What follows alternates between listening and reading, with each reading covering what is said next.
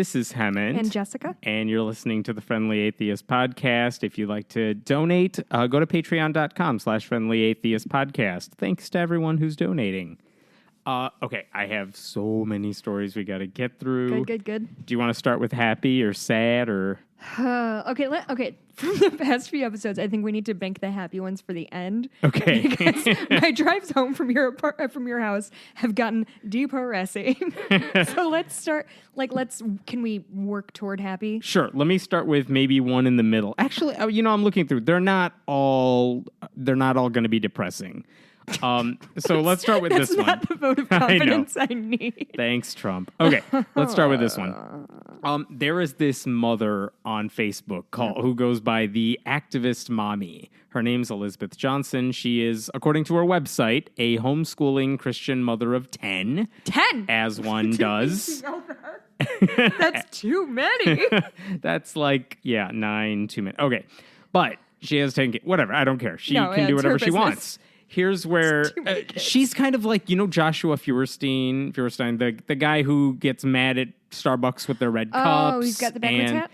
The backwards hat and the vertical videos, and he gets mad that McDonald's French fries come in fry containers with rainbows on. Yeah, she's like a female version of that in terms of anger at stupid things. Sure.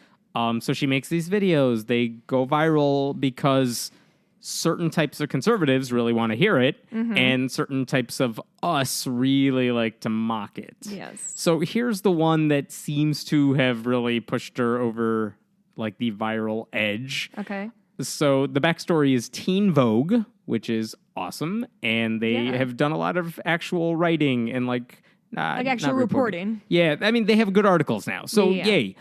They posted in their latest issue, I think the June issue, they had a whole spread on what anal sex is. Oh. And so their argument for this, why would they put that in Teen Vogue? The argument is a few things. They're saying, look, kids are having sex.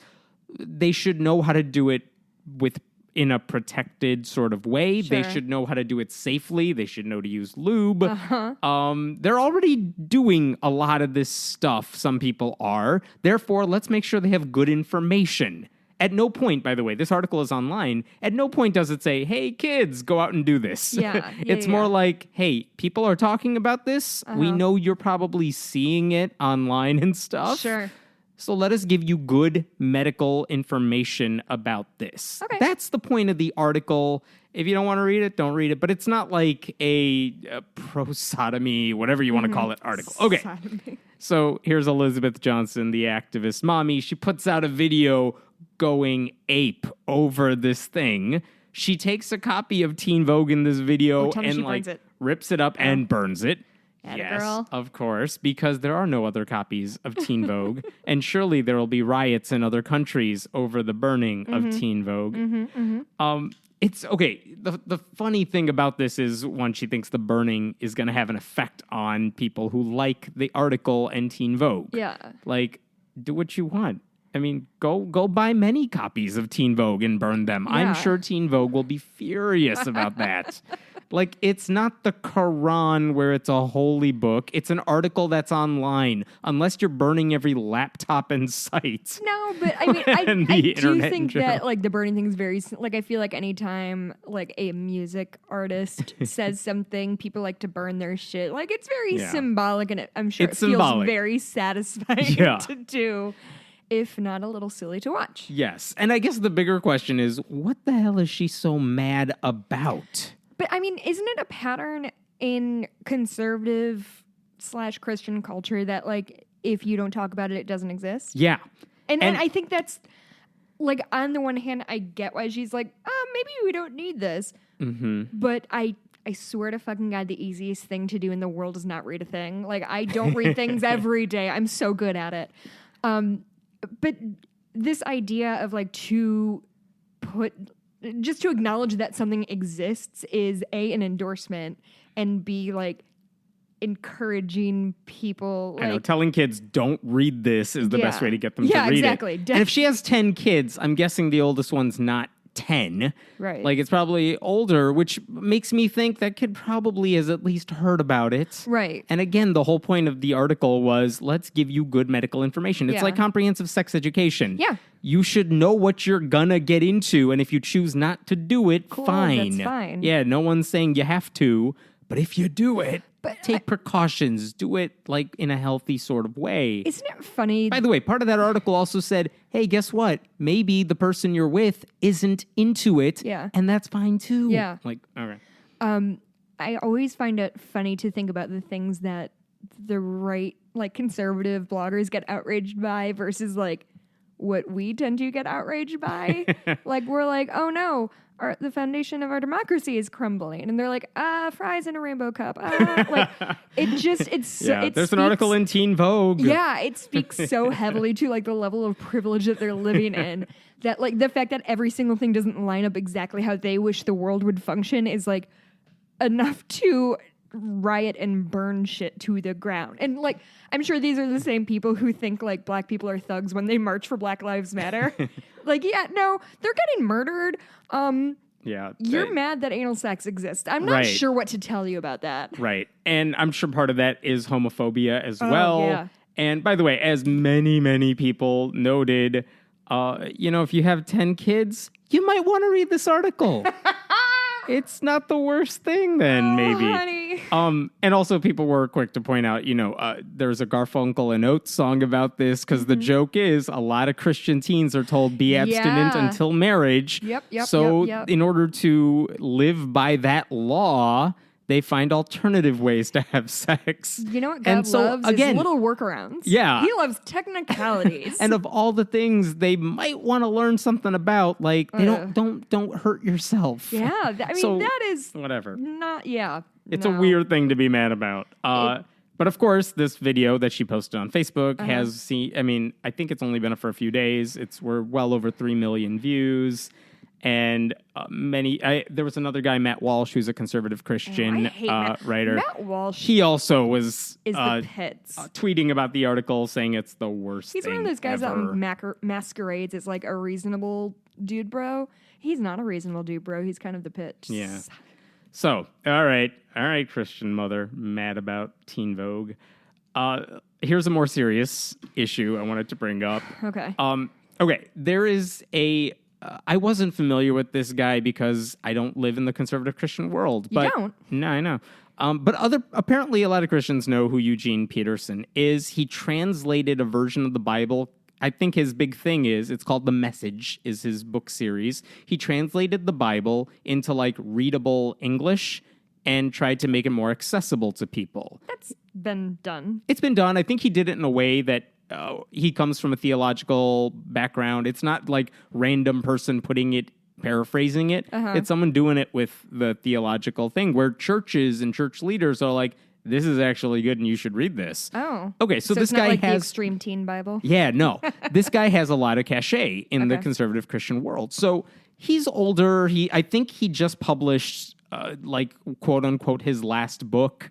And so he's making the media rounds. And so one of the people who interviewed him was Religion News Service's Jonathan Merritt, who is also a Christian writer, and he does a lot of articles about the Christian world. So in their interview, he basically asked Eugene Peterson what he thinks about some of the changes happening in the Christian world. And I'm just going to read some of what he said. Has your view on homosexuality and same-sex marriage, has that changed over the years? What is your position on the morality of same-sex relationships?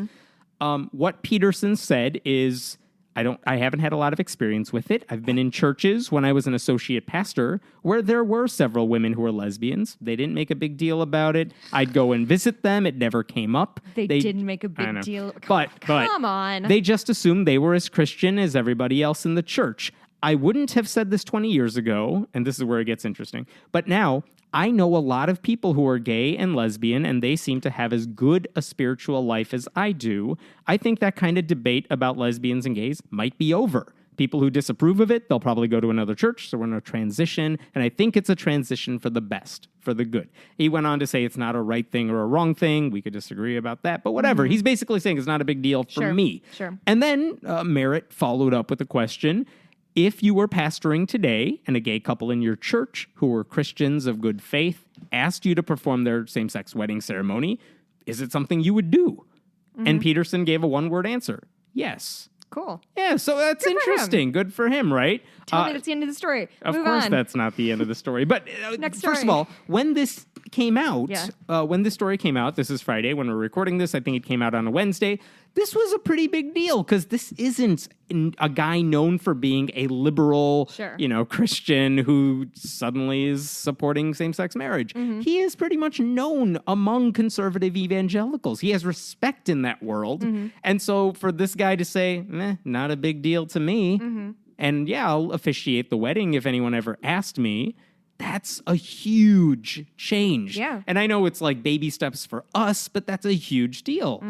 So, of course, the backlash was fierce. And the biggest form of backlash is within, I think this was on the website at 10 a.m. By that night, Lifeway Christian Stores, which is the biggest Christian bookseller in the country, they said, all right, we're going to not sell any of your books. Fuck, seriously? None of them, because they said, quote, they only stock authors who adhere to, quote, the biblical view of marriage, which, if Donald Trump is any indication, that's one man and as many women as he wants, one after another. But that's what Lifeway said. We're not selling your books then, if that's the case. And by the way, Lifeway has done this before. They've done it to women bloggers who happen to be more liberal. They put out books and they're like, well, you're a heretic. We're not publishing your books either. But okay, so this happens within. So guess what Peterson does? What would an awesome person do? Stands his ground, right? Of course he stands his ground. What does Peterson do? No, haven't. Come on. He was one of the good ones for 3 minutes. He issued a clarification the next day. And he basically said, to clarify, I affirm a biblical view of marriage, one man to one woman. I affirm a biblical view of everything. Oh, by the way, he added, I've never performed a same-sex wedding, which we knew. I've never been asked. And frankly, I hope I never am asked. All right, dickbag. Nobody wants you to perform their fucking marriage anyway. That was exactly my thought. That whole reaction just reeks of gay people still don't deserve equal rights under the law. Also, please, please, please buy my books. Don't forget my books. Well, and it's such an easy thing to throw under the bus, right? Of he took, while small, it was a significant step forward. Yeah. And the second he got the tiniest bit of backlash, he's like, no, just kidding. No, I hate gay people. They're gross. Yeah, it wasn't like he took this leap of courage and said, I affirm marriage equality. He just basically said, it doesn't bug me all that much. That's what he was walking back from, which means he wasn't clarifying anything with his statement. No, he wasn't. He was backtracking. Retracting. Yeah. It's just, that's so frustrating. And it's frustrating that this is what modern Christianity is like now. I just don't understand why this is still the hill they're willing to die in.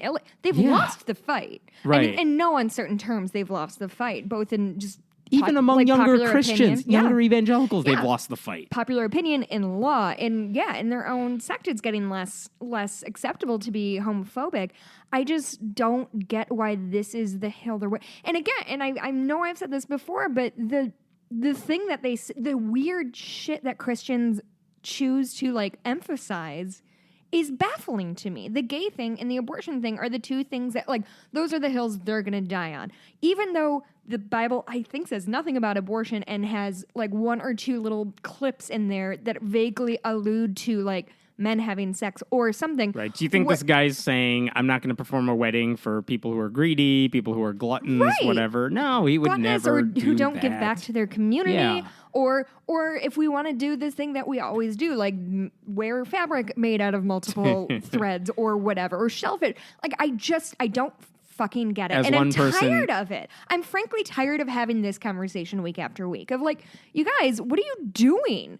What are you doing? You're not helping any. As one person commented, I hate it when I forget what I hate.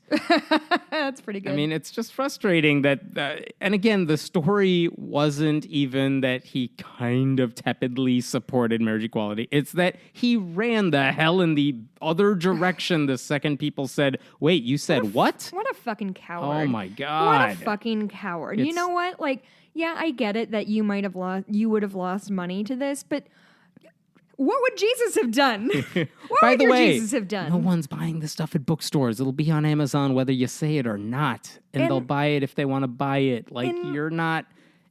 by the way, this is not a new book. It's been out for a while, which means the people who really want to read it... I've already read they've read it. Yeah, you're not going to lose people over this. And Lifeway, they're not going to burn guys. it next to Teen Vogue. Like Lifeway's at the store. There's one near where my parents lived in the city a while ago. I always wanted to go in. I never did.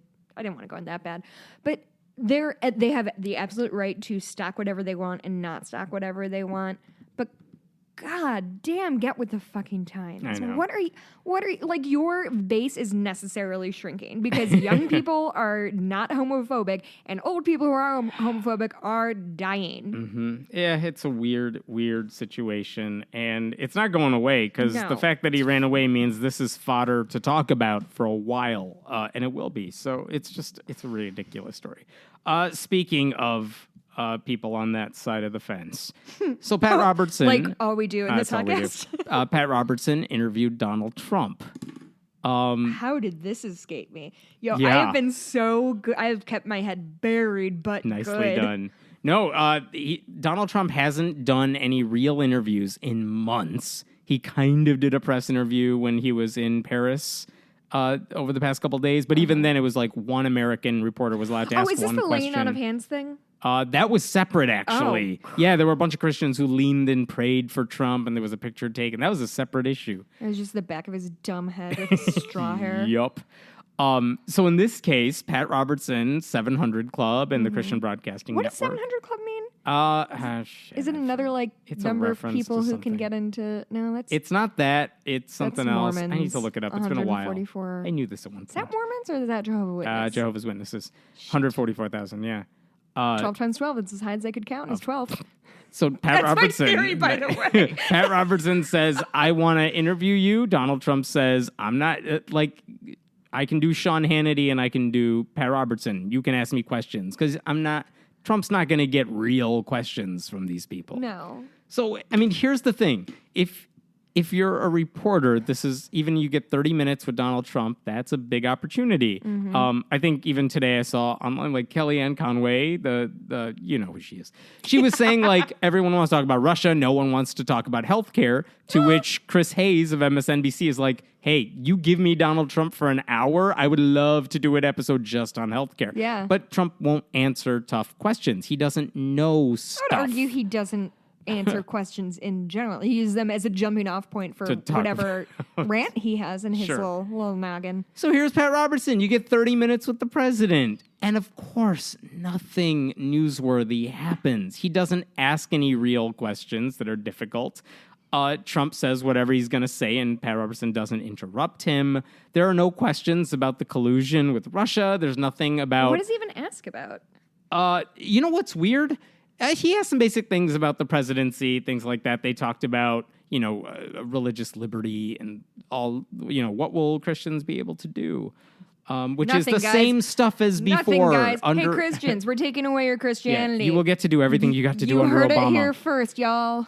But instead, you know what was interesting? 30 minutes with Pat Robertson. Nothing. Pat Robertson never even asked... He didn't ask questions about stuff actually happening in the news. That doesn't surprise me. He didn't even ask about Donald Trump's religion or his faith. I'm sorry, you're surprised by that? Yeah. Because I'll tell you right goddamn now, Pat Robertson is in the loop, and he knows that Donald Trump can't answer shit about shit because he is not religious. But when it's the Christian Broadcasting Network, you would think they would spend a little time saying, "Tell me about your journey to God," because we don't actually know that much about Donald Trump's supposed, his conversion. I think that Pat Robertson completely understands what Trump is going after, and that is Pat Robertson's audience, but without doing any of the fucking homework that he needs to do to speak eloquently.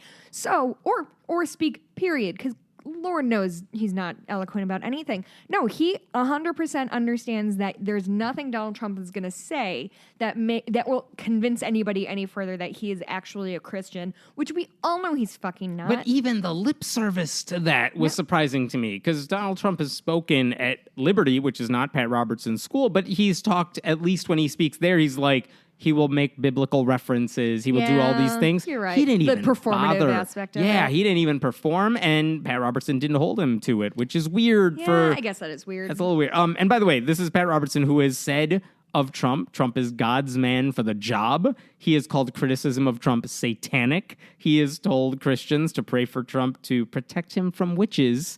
And even when Trump bragged about sexual assault on the Access Hollywood bus, Pat Robertson said he was just being macho.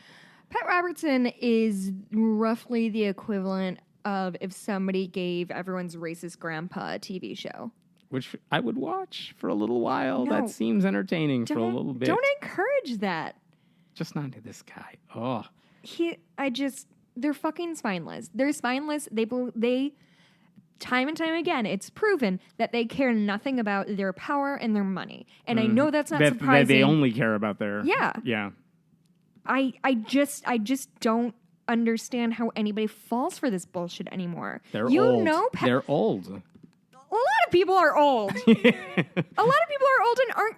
You know what I've never heard? I've never heard a 23-year-old Christian say she watches Pat Robertson's show. That is strictly for someone like 93 or older. Did you hear about this story that in the UK they had the, quote, first gay Muslim marriage? Because I saw this article all over the place. No, I haven't heard that. And the story is a young man who is Muslim married a white guy, fine, so they're gay, and their wedding was done, they're both wearing, if you see the pictures and video, traditional Muslim garb for a wedding. And the idea here, because all the stories seem to be like, look at this wonderful cross-cultural thing. And the brown guy was saying, look, I can be gay and Muslim, and this is a beautiful thing. And the white guy in the couple was like, yeah, this is like, I'm glad we can bring this all together. And it was supposed to be a heartwarming story. And then I saw the video of their wedding. Oh, no. And I'm watching this video, and here's the thing. Did you ever see My Big Fat Greek Wedding? Yeah. All right, there's a scene where they actually have the wedding, and one side is the not Greek guy, and it has like 2 rows of people. Then you have the Greek bride's side of the wedding, and the whole back thing is full. That's what this looked like, except it was all the white guy's family who was in this little, I don't know if it was a church or somewhere else, but it wasn't at a mosque. Oh. I mean, it almost looked like a nice courtroom or something. It's pretty bland. Okay. But it looks like the white guy's family that is there to watch this. The guy's family, the Muslim guy's family, was clearly not in the audience. As far as I could tell, they weren't like reading excerpts from the Quran, like other than what they were wearing. There's no indication this was a Muslim wedding. And again, let's get this out of the way. Good for them. I hope they're happy. None of that bothers me. And if you want to do this cross-cultural wedding thing, cool. More power to you. What bothers me is this, the guy Jahed Chowdhury, who is the Muslim guy in this relationship. He's 24.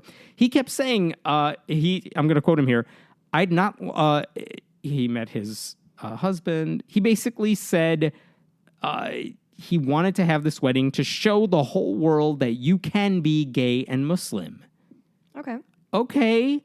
But guess what? The family's not there because they've basically disowned you. Well, you can be gay and Muslim, but you won't necessarily be supported by the Muslim community. Yeah, there's no one supporting this guy, basically. I would argue nobody is saying you can't be gay and Muslim, just like nobody really says you can be gay and you can't be gay and Christian.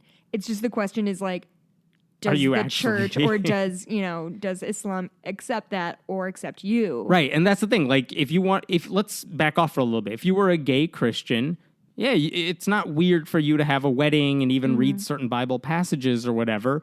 But the bigger question is your church, like an evangelical church, going to support you? No. Right. Is a pastor going to officiate that wedding who is some of these Christian there are some who will do it, but they're usually not part of the larger denominations. Right.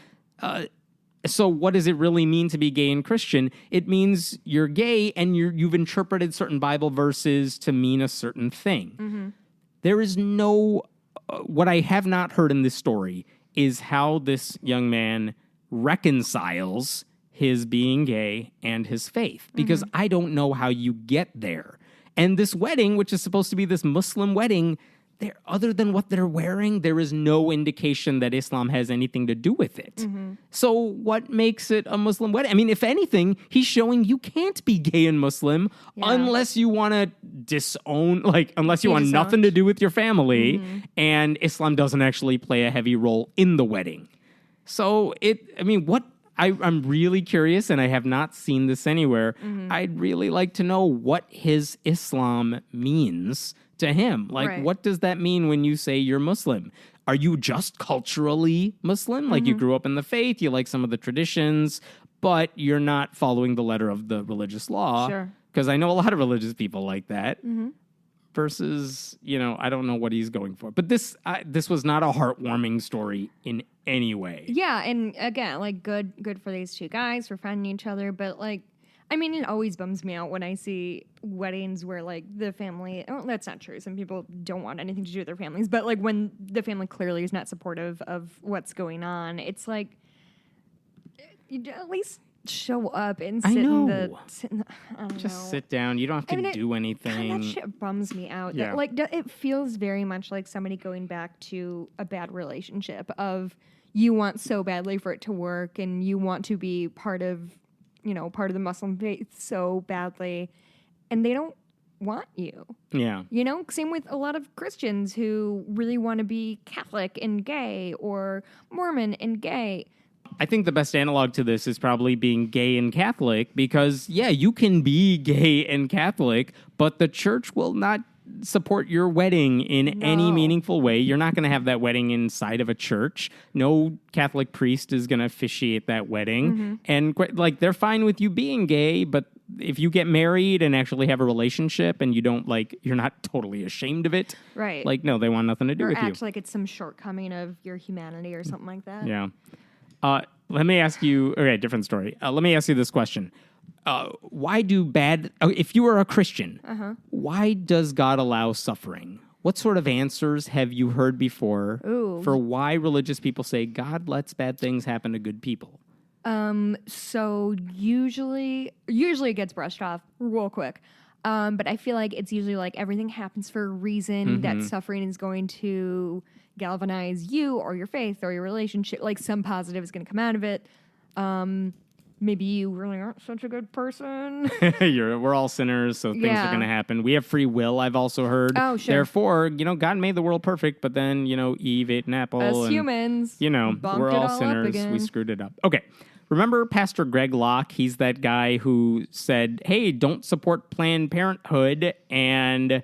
but then someone made a donation to Planned Parenthood in his name, and so he got a thank you card, and he was pissed off. Oof. That guy. He made a video where he was trying to answer the question of why God would allow suffering. And so he told a story to explain this. And the story was... This is his best argument for why God allows suffering. He had time right? to ruminate on this. Yeah, he chose this story. This wasn't an off-the-cuff thing. And the story he said is he was, I think, in Africa with a friend. They were doing, I don't know if it was a mission trip or just on a crusade, they were preaching just there. handing out Bibles in malaria-ridden Africa. So they're, I think, maybe in a lounge at some point, getting drinks, whatever you do with your religious friends. And he was saying some guy tripped over his buddy's legs, spilled his coffee, and then this other guy started apologizing, to which his friend Bobby says, hey man, no big deal, no problem, says Greg Locke's religious friend. Okay, fine, good. It's not a big deal. The man who tripped and fell and spilled his coffee and this minister friend, they start a conversation after this. And they're like, oh, what are you doing here, I guess? Oh, you're here to spread the gospel. Okay. Turns out the coffee spiller guy is an atheist. And so they get into a debate. This is not a real story. Well, when I'm going to quote Pastor Locke here. When it was all said and done, about 45 minutes had gone by. The atheist stood up and, in anger and frustration, he shook his finger at Bobby. Oh, I should back up for a second. Bobby has cerebral palsy. His minister friend has cerebral palsy. And so, This atheist stands up in anger and frustration, shakes his finger at Bobby, and he said, if your God is so real, why do you have those braces on your leg? Tell me that, sir. He said sir, apparently, in this story. And Bobby, the cerebral palsy minister, sat back in his chair and very calmly said, so that you could trip over my legs, ask me that very question, and we could have this conversation. Locke went on to say, you see, ladies and gentlemen, God reveals himself in some of the most unbelievable ways. All you have to do is pay attention. So if we may paraphrase here, why did God give his minister friend cerebral palsy? So in 40 years, somebody could trip on him? Yup. And he could lose an argument about religion. That's exactly it. Man, God does work in mysterious ways. Huh? Dude, God's a dick. That fucking sucks. That's the worst argument I've ever heard for why God. Every moment of that story. There wasn't a part of that story that didn't make me actively unhappy. That's the argument. God gave you an incurable disease so that you could have a 45-minute conversation with an atheist who's clearly not convinced by the end of it. Who shook his finger at him. He shook his finger. Oh, my goodness. Like, first of all, what atheist is waiting 45 minutes to ask that question? That's like minute 3 sort of question. Ooh, I would never ask that question. Are you Well, kidding? yeah, it's also an awkward question to ask. Like, it's a dickbag question to ask. And what angry atheist jumps out of his seat says this question with the word sir at the end? I don't buy that either. You find weird exception with this story. My exception to the story is it never happened. What's Greg Locke's next video going to be? Hey, kids, why did 9/11 happen? It's so you would share this video on Facebook. Like, that makes as much sense as this story. But that's, oh my goodness. So that's awful. One person had a longer version of this comment. He had a long version of this conversation in the comment thread. Hey, Bob. Oh, hi, God. Bob, I want you to be my witness on earth. Wow, thanks, God. So I'm going to give you palsy. What? Because one day an atheist will trip over your legs and ask you why I let that happen to you, and I want you to be my witness. Well, that's nice, but isn't there a way I could be a witness to him without a serious, debilitating, permanent disease?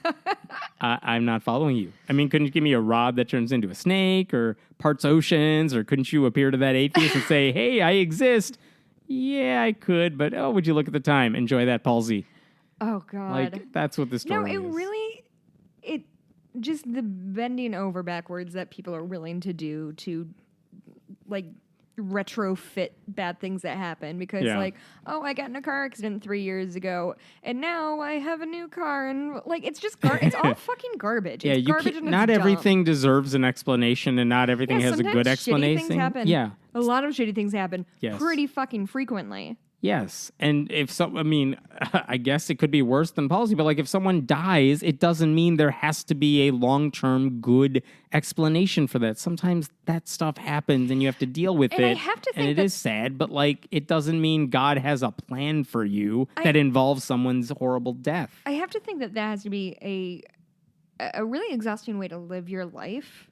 Is trying to find explanations for everything. Trying to find explanations for everything and sort of not allowing yourself to be sad when bad things happen, which I'm sure they do, but this sort of like, my dad had cancer a few years ago and like I was sad about it. It was a bad thing for him to go through and it was hard on my family. Like if I had to sit there and think, oh, well, this is really good because it's bringing my like I would have made myself just, I couldn't managed it. I don't know. It's a lot to deal with. It is. I think we covered a couple of weeks ago on this podcast. There was a man whose brother or brother-in-law died, and they were all praying for resurrection. No. It's the same sort of thing. It's like, appreciate his life and his legacy. Don't act like this is part of something bigger.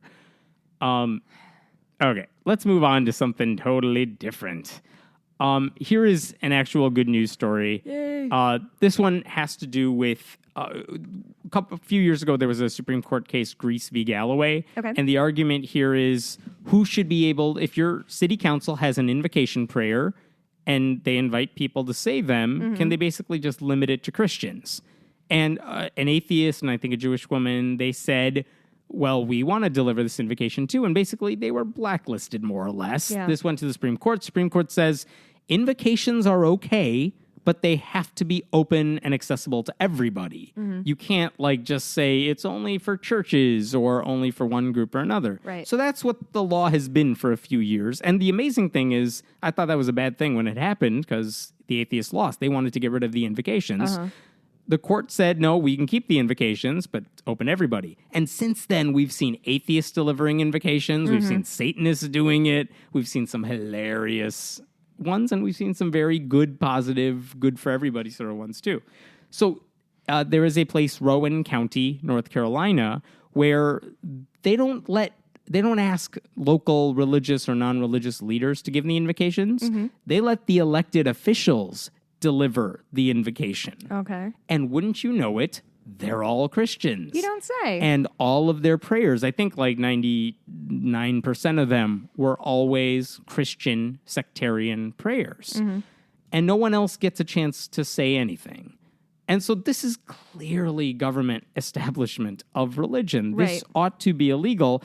And their argument was, well, the Supreme Court says we can give an invocation. And by the way, it's not closed off to atheists.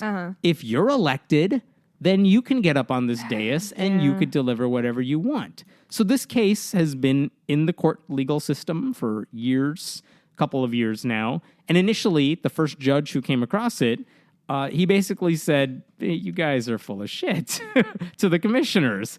There's no way this is not discriminating. Yeah. That he said, quote, that someday a believer in a minority faith could be elected does not remedy that. That until then, minority faiths have no way of being recognized. Yeah. Basically saying that, no, you got to let everyone do it or you got to stop this somehow. Why are those so important to them? That's the thing I don't understand. It's not like they can't just pray in their heads or Yeah. beforehand or whatever. So this was appealed by the city, by the county rather. And you know what? The surprising thing is last July in 2016, they appealed this case. The appeals court said 2-1, yep, commissioners win. They can have their sectarian prayers. Because that doesn't violate separation of church and state. It really made no sense at all. That doesn't seem right. And so the question is, what's your legal option at that point? And the ACLU said, we're going to ask the 15-judge entire Fourth Circuit to review this case again, because they got assigned a random 3-judge panel. They said no. You can say, hey, we want the whole court to look at it. And they don't always say yes, but they said yes to this. Okay. So they heard this case, and today, as we're saying this podcast, they finally issued their ruling. And they said those 3 judges who make up our 15, full of shit, they said 10-5, yeah, this is totally unconstitutional what they're doing. And so the amazing thing here is, yay, victory for church-state separation and the ACLU. The only option that is left is for the commission to appeal to the Supreme Court. And that's not totally out of the question, but the Supreme Court doesn't take a lot of cases, so who knows? But for now, this basically says commissioners themselves cannot deliver the invocation speeches. What I'm trying to figure out, and I don't have the answer to this yet, is whether commissioners can ever deliver it. If they figured out a system for commissioners to rotate or for commissioners and the public to deliver invocations, would that be legal? I'm not sure. It seems overly complicated that now we have to make sure we have whatever we deem as an acceptable ratio of Christian to non-Christian. It's just, can we just not maybe pray before town hall meetings? That feels like a super easy solution for everyone. But the Supreme Court said, nope, you can have invocations. You just have to open them up to everybody. This clearly was not open to everybody. So if they want to do anything in Rowan County, they're going to have to make it open to atheists in the community. They have to make it up to Satanists. They got to deal with that. So this is all stupid. It really is, but at least it's a victory for church-state separation because had atheists lost this one, had the Christian side won, basically every city, county, council in the country could say, all right, we're just going to limit invocations to whoever's elected. Oh, surprise, they're all Christians. Can't believe it. Boom. So this is a huge, huge victory. This is all... I'm not trying to take away from the fact that we got a victory here, But, like, I cannot think of anything more low stakes than, we want to pray before our world. Like, just don't. Just, like, fucking don't. Yeah. Why How can't about you that? do it on the drive to the place? Or, Or do you like- have to do it in public, which totally goes against what the Bible so says? performative. Yeah. I find that exhausting. You're putting like, on a it's show. so performative and like, see, I'm really Christian. Like, Yeah. no, it doesn't fucking, I hate it. I hate every second of it. Yes. Speaking of hate. Oh, God. Okay.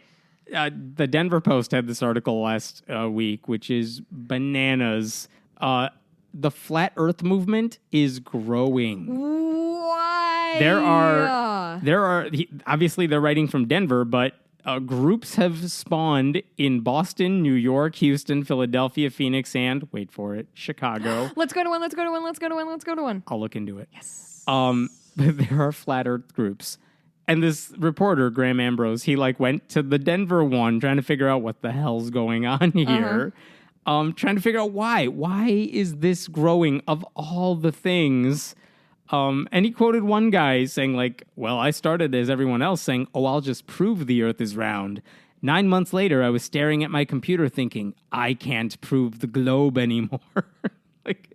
Oh my God, these people. What? But there's many of them. This isn't On one what dude. fucking grounds can he not prove that there's a can I just he show him doesn't- pictures from space? It's a conspiracy. Those pictures are all doctored, Why? obviously. Here's what I always ask. Yeah. So, listen, I am game for a good conspiracy theory. I believe in few of them, but I will hear most of them because I like them. What you always have to ask yourself is to what end? To what end is the entire globe conspiring against you half dozen crazy people across the United States? But it's more. But How many more? I don't know. But it's not but one to dude. what end? Yeah. What are the what are we getting? What are we the round earth? Yeah. What do we get out of People. fooling them into Yeah. thinking it's round? To deceive them because we're trying to, I don't know, Illuminati, I assume is part of the answer here. I think Ewan McGregor did a documentary of him riding a motorcycle around the world. I feel like I'm good with that. I think that's Right. all the evidence I need. Yeah, have you been on a handsome plane? Scottishman. I know if you look on the Scotsman. horizon, it looks flat, but if you fly, It doesn't. It looks if you less see flat. videos. I And also mean, time zones and yeah. Look, there's no shortage of ways we know the Earth is a globe. yeah, I guess if I started rattling off reasons that I can prove. You can do the math. We've known this for a long time. One argument I did see from a professor, I forgot where, a professor said, you know what? Good. He's glad the flat Earth movement is expanding, should I say, expanding around the globe. Oh, come on. Across the globe. You're welcome. Because, he said, You're the worst. this is not like a Obama's a secret Kenyan or a government conspiracy like 9/11 was an inside job. This is one we, a vast majority of people know that the Earth is round. So you know what, he says? Maybe it's not a bad thing that this is a fringe movement that is on the rise, because if you could show people, look, there are people who believe things for stupid, evidence-based reason. Maybe it's easier for people like us to make the case that, hey, you know those people who say vaccines are secretly bad for you? It's the same bad, illogical thinking. Right. So maybe if you could say, look, you make fun of the flat Earth people, you should also make fun of the vaccine deniers, and you should make fun of creationists, and because they are as irrational as the flat Earthers. Right. And so if you dismiss one, maybe it's easier for you to dismiss the other, which that's a good point. I hope that's, at least that's a positive spin. I do, I think that is a really interesting point. I do worry that it's super easy to kind of other people. I believe weird things, but I'm not that kind of crazy conspiracy person. It's almost like saying, okay, well, on this way far side, there's flat Earth people, but I'm just an anti-vaxxer. I'm one of the reasonable conspiracy theorists. conspiracy theorists. Hey guys, get your vaccines, please, Right. please. Yes. Please, so please. I don't know what we don't have are actual numbers on this. There may be groups everywhere. Do you think it's just a But- weird conspiracy? Not a weird conspiracy, That they exist? It's sort of like the same thing as the whole Starbucks red cup they're mad Yeah, about. how many people are it was actually really mad about just this? the one guy who was mad about it and ranting. Everyone's like, "Oh, all people are thinking this thing." Right. That's my running theory right now. So I have a conspiracy theory about your conspiracy theory. This is like the Catholic League of Geology history or geography. My Like, tinfoil it's hat one is guy very in his jaunty. basement getting mad about stuff. And maybe he says, we're going to have a meetup in Chicago, and then we'll show up, and it's literally us two and this guy who lives in a dungeon somewhere.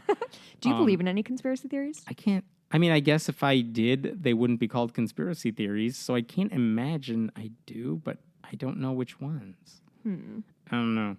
I'm just listening to a podcast about the Oklahoma City bombing. Okay. I don't think Timothy McVeigh worked alone.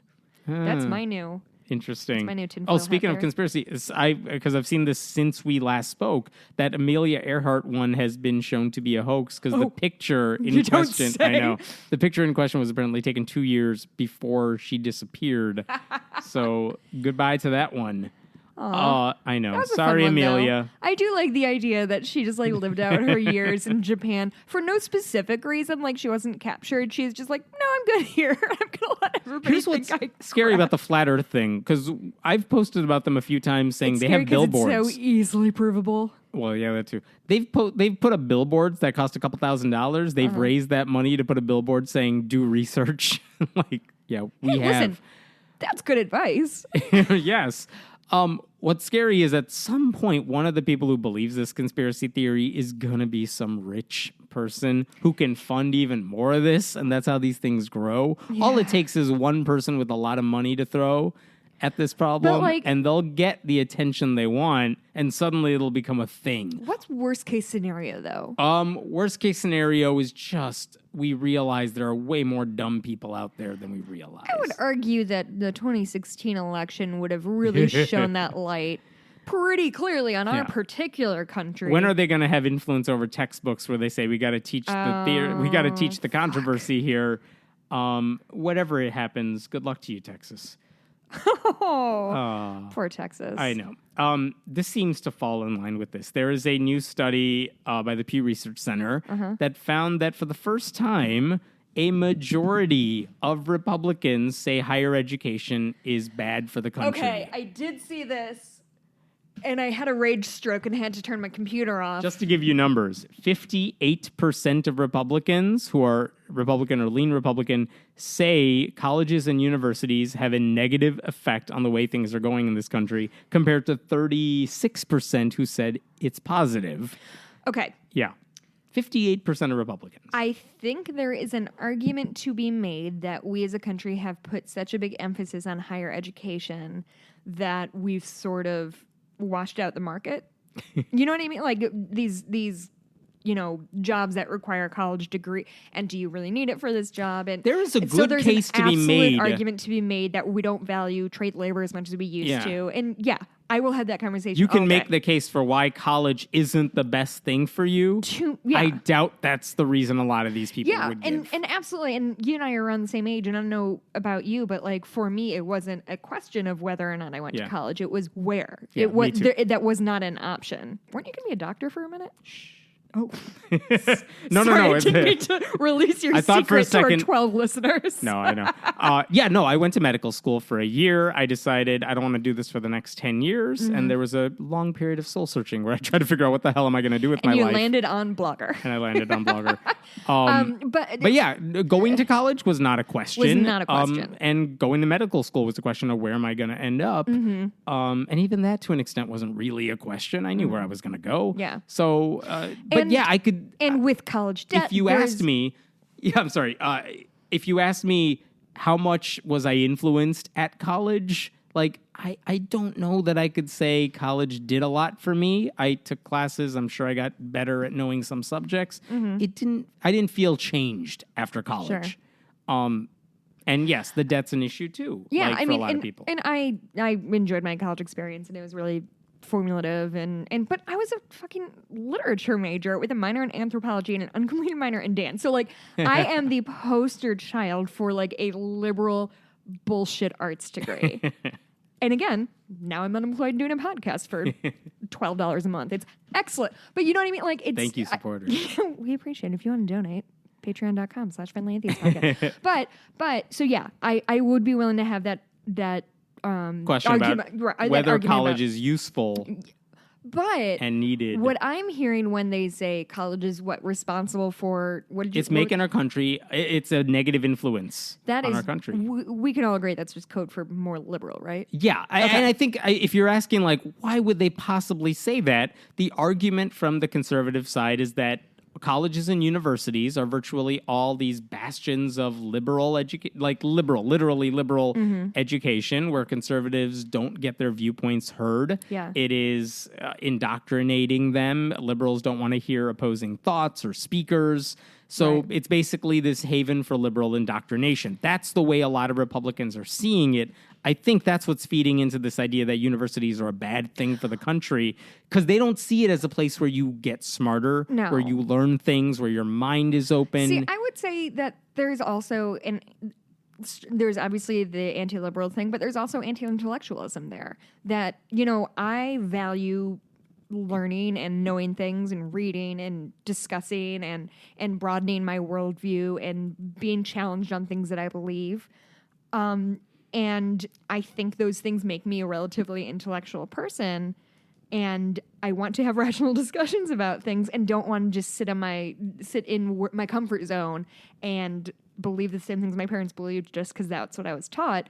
And that is a huge threat to people who are still very conservative in an increasingly liberal world. Yeah, and if you look at what's going on amongst conservatives, look at the news sources they thrive on. Look at what's going on in politics. I mean, they thrive on misinformation and isolation. I saw recently, and give me a second to look it up, but there's a somebody. Hold on. Yeah. Just pause while you're doing that, I mean, they thrive on misinformation and isolation. Yeah. And so this idea that, hey, you're going to be in this environment at a good university, you are taught to think critically. You are challenged. You are asked tough questions. You interact with people who are different from you, not just racially. You meet people who are of a different class from you. Right. You get to know them. I mean, it's hard to remain in an ideological bubble at a good school, and they're not all good schools. But that's kind of the ideal. And if you deal with that, if you see a lot of different types of people, it is really hard to live in this bubble that the conservatives, I think, want to live in. Right. And so, no wonder they're scared of colleges. No wonder they're scared of being exposed to tough questions and critical thinking. They can't handle the facts. They can't handle that reality because they thrive on these conspiracy theories. There's a reason Alex Jones works among Republicans, and there's a reason that the conspiracy theories about whatever they said about Hillary Clinton, whatever this stuff, it thrives among the Fox News crowd. And that same sort of misinformation does not get as much traction among Democrats on the other side. It just doesn't. Well, and it's not that we don't have loons of our own. I'm pretty sure like the Gwyneth Paltrow crowd is liberal too. But that's what we talked about with like anti-vaxxers. Eventually, if anything gets like liberal enough or conservative enough, it kind of meets in the middle of just like lands in distrust of the government, I guess. Yeah, there are liberal kooks out there. Yeah. But it doesn't take a hold of us as much as it does the other side. Yeah. I'm sure the three people who disagree will chime in. Thanks, guys. It's... I don't know. By the way, that same study found that 85% of Republicans felt the national news media was bad for this country, compared to 46% of Democrats who feel the same way.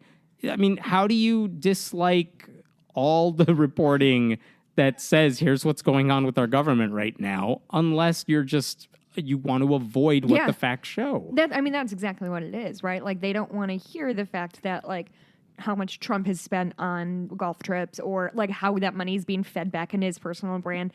They just don't want to hear it because there is sensationalism in some media outlets. Of course but there like is. If you know how journalism works at like top quality newspapers, you know that they don't publish unless they know something, unless they really do have those sources. And anytime they have gone ahead with a story that they shouldn't have, it's been a huge deal of like, no, they shouldn't have reported on this thing. Yeah, before they'll they had all apologize. CNN apologized for a story they shouldn't have published. When was the last time, the conservative outlets apologized for stuff that's wrong? Literally never, probably. Yeah, so I mean, it's disturbing that they're critical of college because college is a place where you're supposed to question things. Yeah, Or at least they think college is a place where people are indoctrinated.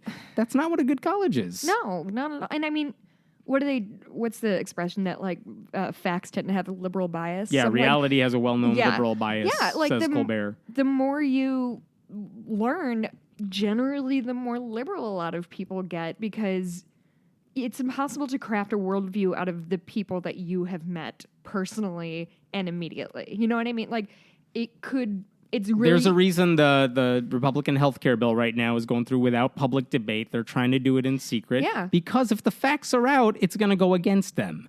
There's a reason they thrive on not telling people stuff and not reporting on stuff. How many things have we seen on Fox News? Like, what are they saying about all the stuff going on with the collusion and Russia? They're not reporting on it. Yeah. Anyway. I got one more for you. Okay. That's just funny, but it's Catholic, so what are you going to do? A Catholic cardinal, at the request of Pope Francis, apparently, sent a letter condemning the use of gluten-free bread for Eucharist ceremonies. So if you want the communion wafer in your mouth, they used to have gluten-free versions of communion wafers for people who can't deal with gluten. Maybe they have celiac disease, whatever. They have gluten-free versions of communion wafers. This cardinal said, nope, can't do that anymore. You got to have bread with gluten in it because I guess Jesus can't turn into a cracker unless there's gluten there for him. I don't understand the logic here. Well, everybody knows the body of Christ needs gluten to survive. Obviously. It's the nutrients he gets. Hey, Catholics. Hey, Catholics. It's me, Jessica, your friend. You have some other shit you need to clean up, buddy. This is the least of your priorities. Maybe you guys, instead of sending people to, like, argue about fucking crackers, maybe you can, like, address the systemic abuse among your ranks. That would be a better use of or time. something. Because listen, guys, your shit is not going great right now. I literally just had a conversation with my Catholic friend who she and her boyfriend just saw Watch the Keepers, the docuseries I was talking about. Oh, Netflix. yeah. Have you watched that yet? That's the one with like a murder that happened a while ago, right? Yeah, a nun was murdered, and then these people were investigating. And it turns out, in Hammett, you'll want to sit down for this. There were some abuse allegations in a Catholic school. What? I know. But she was over at my house to watch Bachelorette because I'm living a really excellent life. And she was like, my boyfriend and I just watched The Keepers. And she was like, I think I need to leave Catholicism. Like, that was literally her. And Thank you, Netflix. Yeah, and I've known her for a long time. She's devout Catholic, and she's like, this shit is bad. I was like, yeah, I know. The funny thing about this gluten thing is that basically the Catholic Church is coming up with new ways to push people out of the church. Seriously? You would think, if anything, That's they would such a good say, point. you would think they would say, hey, you know what? We have alternatives. If you can't eat the wafers, guess what? Now bacon is cool. If Jesus will turn into bacon, more of you can come in. You would think that's I don't know. That's the direction you would think they'd want to go in. Instead, they're saying, hey, if you can't deal with the communion wafers, get out. This Sunday, extreme wafers, sour cream and cheddar flavor blasted. Jesus turns into sour cream, and that would be... I'll consider it. But wait, didn't they... The wine they drink isn't wine anymore, right? It's grape juice. Oh, no, it's still wine. Oh, is it still wine? It's Even still for, wine. like, children? I believe so. Correct us if we're wrong, people. Oh, they will. You don't have to remind them. I know. So I guess Jesus can't handle gluten-free. Got to have some gluten. What is that? Why? Just why? Just why and why? Just, I don't... Got to find reasons to leave. I'm so confused by organized religion almost all the time. And sometimes I think I'm being too hard because I know it brings a lot of joy to a lot of people. And then some garbage like this comes to light. And I'm like, what are you talking about right now? Why? Just why? Hey, Catholics, why? Why though? Why? I don't get it. They don't have to do this, by the way. They're just choosing to make this restriction. I don't get why they would do that because it seems to go against it's bad marketing for Catholics, but they're doing it anyway. Did I tell you I recently learned, this is a sidebar, but I recently learned why possibly, and this might be apocryphal, but why Catholic priests aren't allowed to have sex? Why? apparently it's because they wanted to make sure that like being an official in the church didn't become a dynasty. So like, oh, I was Pope, so my son is going to be Pope. And so for some reason, the easiest conclusion to that was like, well, don't have sex with anybody. That feels like they'll nip that in the bud. I don't know if that's true. If it's not true, you guys can let me go. No, I actually do want to know about that one. You can email us at friendlyatheistpodcast@gmail.com. Get back to us, Flat Earthers. You're sitting by the computer anyway. Oh, yeah. You know you are. Do you think... I always think about the delineation of like conspiracy theorists and atheists and how many people like cross that line. And there are atheists who believe stupid things. No, of course, because just being an atheist doesn't mean you're a critical thinker Right. or a skeptic or whatever. And often people say that they are skeptics, but Gwyneth Paltrow today, her honey. team this week, the Goop team released a statement basically lashing out at the scientists who basically criticize all the stuff they do. bullying her with their facts. Yeah. They lashed out and basically said, all we're doing is asking questions. Oh, we're, suck my like, dick. Not every question is a good question. Yeah, you're right. A lot of questions are really I know dumb and this bad. has been said many times, but don't be so open-minded that your brain falls out. Right. Ask good questions. Just because ask questions. Just because you're challenging common wisdom doesn't mean you're smart. And ask questions sincerely. Like asking rhetorical questions or like gotcha questions is stupid. And I'm tired of it, internet. That's right. I'm putting the whole internet on blast. Nice. You got it. That's all I got. Yeah, I That's didn't enough. do any research. That's more than enough for 1 week. Cool. Thank you all for listening. Hey, I want to give a special thank you to people who have donated on Patreon, especially. I'll rattle off the names. Kurt A., Roger P., Joseph T., Eric J., Jack F., Aaron R., and Brandon C. We really appreciate what you're doing. Thank you so much. Thanks, guys. We're like halfway to making a Hammett watch Star Wars. It'll happen, and I can't so we think. wait. You can follow me on Twitter at Blueberry, BLUEBURIE. I'm at Hammond Meta, and my Etsy shop is Bitches Get Stitched Done. I have a lot more time on my hands, so let me make you something make done. it happen, people. Patreon.com/Friendly Atheist Podcast. Friendly Atheist Podcast @gmail.com. Hit us up. I have nothing to do with my day, so write me letters. All good. I forward Jess all your letters. I do. He does, and I do read them. Yes. Have a good week. We'll talk to you soon. Bye.